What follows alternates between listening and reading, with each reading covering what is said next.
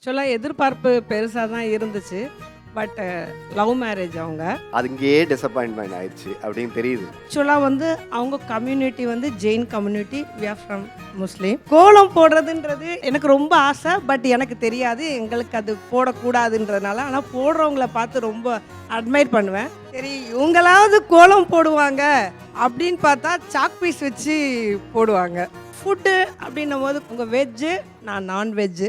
So அவங்க எவ்வளோ தான் ட்ரை பண்ணாலும் முடியாது. அதனால் அவங்க நிறைய வந்து எமோஷனல் ஆகி அவங்க என்கிட்டே கொடுத்துருவாங்க. இன்னொரு விஷயம்னு எடுத்திங்கன்னா எப்படி சொல்கிறதுன்னு தெரியல. நான் வீட்டுக்கு நான் ஒர்க் பண்ணுறேன்.